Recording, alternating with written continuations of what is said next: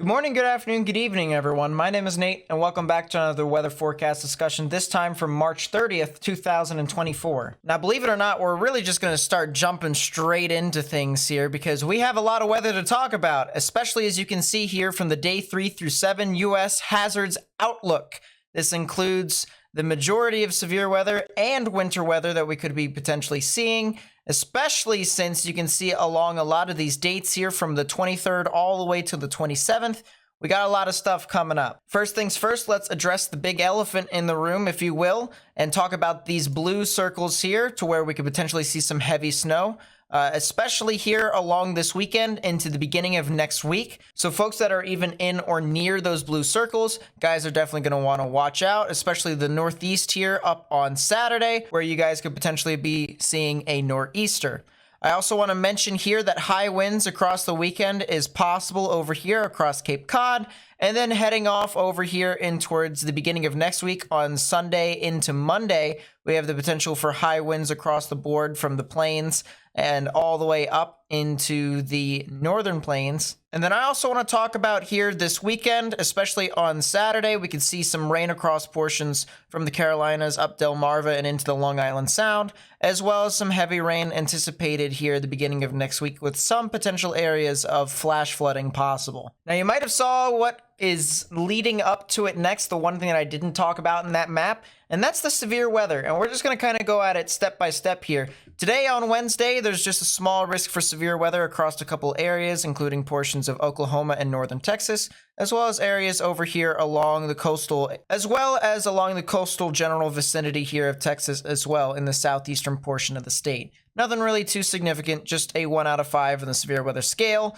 Tomorrow, we can start to see that start to uptick a little bit here with some large hail being possible, as we do have a 2 out of 5 on the severe weather scale localized here in the southern to southeastern portions of the state. The main area for tornadoes and stuff like that is going to be mainly localized along the coastline. So folks that are over along the coastline stretching from Louisiana down into Texas should definitely watch out. And then, of course, we go into Friday where we have some bits of severe weather possible here across portions of coastal Florida, Louisiana, and down into the southern portion of the big state of Florida. Now, one interesting thing that I want to mention here is that we do have the potential of severe weather starting to really amp its way up again as we get into Sunday. Sunday is going to be really the beginning of our multi-day severe weather event, where we could see severe weather from Monday, Tuesday, and Wednesday even after this. So kind of just something to watch out for here, as the Storm Prediction Center is highlighting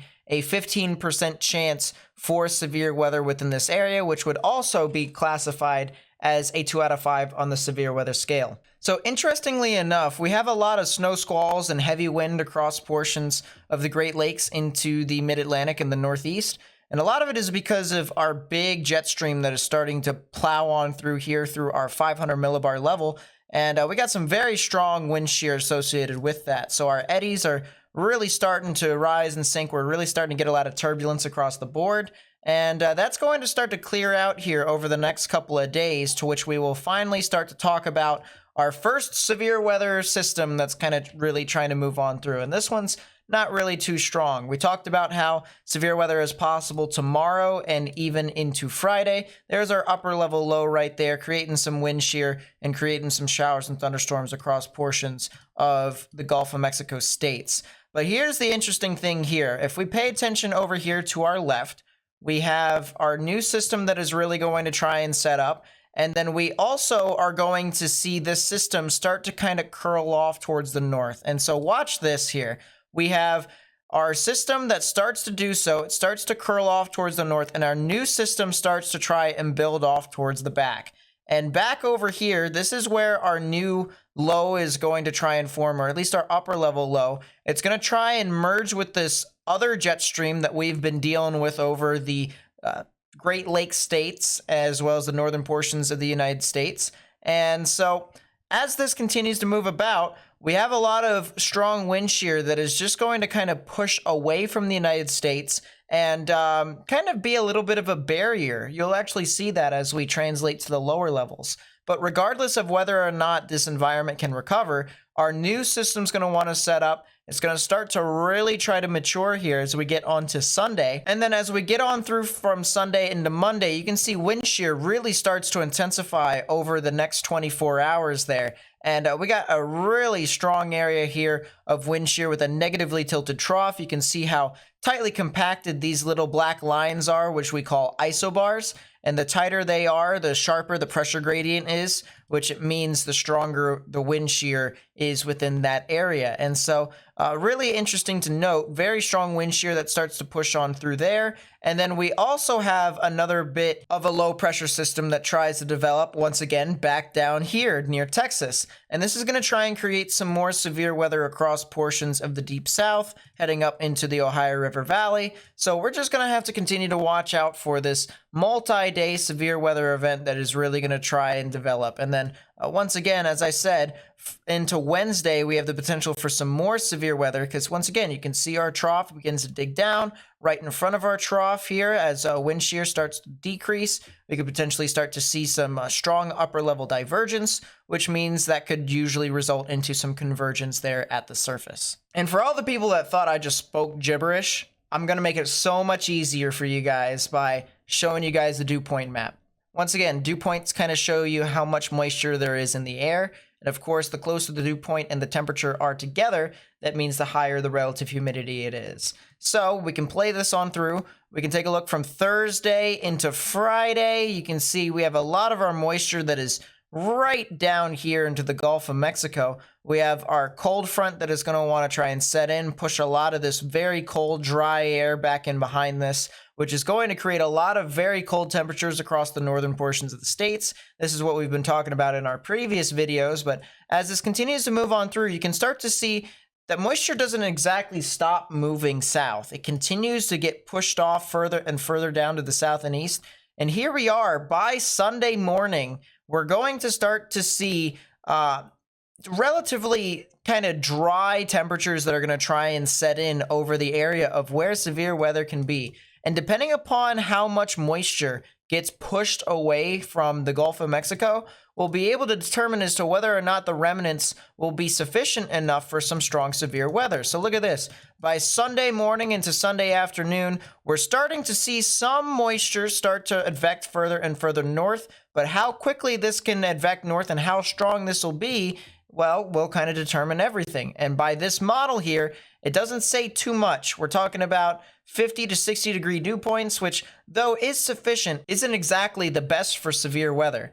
So that's one thing to note, that moisture is kind of lacking, and that'll be something that, of course, as we continue to upload more content on this channel, we're going to try and see if models change that, because that's the one main thing that probably could change. Now, as we head into Monday, well, over here for the northern portion of the risk, it's pretty much the same thing. Not really a whole lot of moisture that starts to move off a little bit to the north. But notice down here into portions of the deep south, probably could start to see a lot more moisture, which means we probably could see a higher likelihood of some thunderstorms down into that general vicinity. So something to kind of watch out for. Really anywhere along this boundary here is something that I'm going to be watching very, very closely for some form of severe weather. But other than that, that's kind of our limiting factor for these severe weather events coming up. And interestingly enough, as we go back in time into Friday the 22nd to Saturday the 23rd, you can see our low pressure system that we were talking about going through the Gulf of Mexico. It starts to move its way up to the north, and there's some areas here where the precipitation can turn into freezing rain as well as snow. And so folks that are over there, don't be surprised if you see some winter weather that starts to move on through your area, and then right after that, we're going to see a lot of cold air that's going to come in, similar to what it has been over the past week. Meanwhile, off to the west, you can see Saturday into Sunday, we have a bunch of chaos in regards to our precipitation across the board. Higher elevations is likely to see frozen precipitation. Lower elevations and places that are a lot further down to the south are likely to see more of just a general showers and maybe thunderstorms. It's definitely possible depending upon where you are. But regardless, you have a lot of precipitation across the board. And it may seem like, winter, even though today is the first day of spring. It doesn't exactly feel like it, does it? So It's definitely something interesting with this current pattern. And of course, it's not exactly going to go away anytime soon, with models forecasting the potential for some more wintry precipitation to move on through, whether it's snow, sleet, or freezing rain across portions of the northern plains up into the upper Midwest. So definitely something to watch out for. And then even folks that are in portions of Canada could definitely continue to see some more winter activity. Moving on from Monday and into Tuesday, you can continue to see the severe weather is going to continue to be a thing. More winter weather across portions of Quebec and Ontario. And of course, as we get through, we're going to be seeing a lot of activity here across the Pacific Northwest for the potential of some snowpack, as well as some flash flooding and some rain. So do not be surprised if you see a lot of that, especially starting from Sunday all the way through towards the latter stages of the week. Now, something that I think is really interesting is as we continue to move on through, we can start to see multiple waves of severe weather even after that. From Wednesday into Thursday, we see some more waves of severe weather.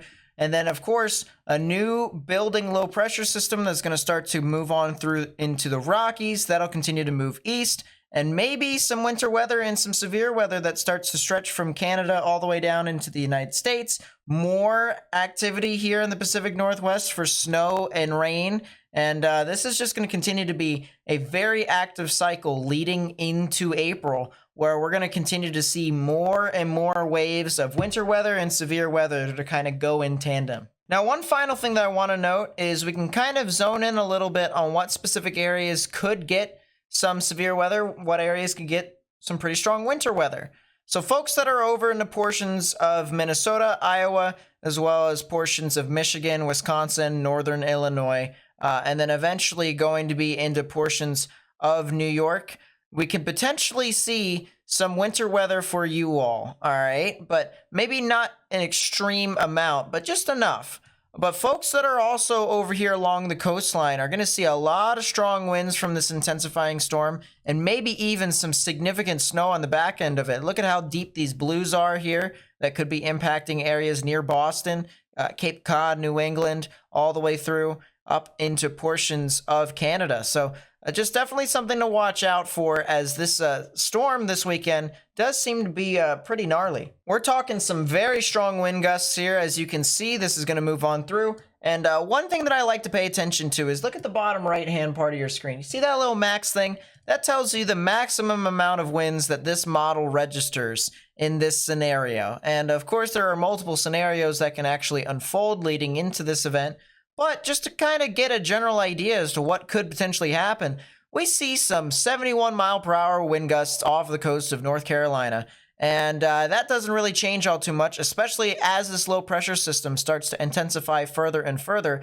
And we could be talking about some very strong wind gusts here off the coast of Cape Cod here. And even at Cape Cod, we're talking about 60 mile per hour wind gusts, maybe even higher, off near Provincetown. And of course, we can't exactly forget about the snow totals here. We are expecting 2 to 5 inches of snow across the board here into portions of the upper Midwest. And then, of course, 5 to 8 inches of snow leading up into Michigan.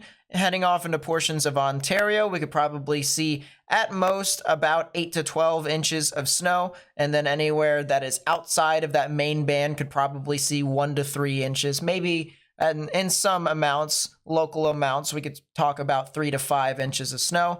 And then as we really get up into portions of the Northeast and eventually up into southern portions of Quebec, we could probably be talking about at most maybe even 2 feet of snow. So definitely something to watch out for.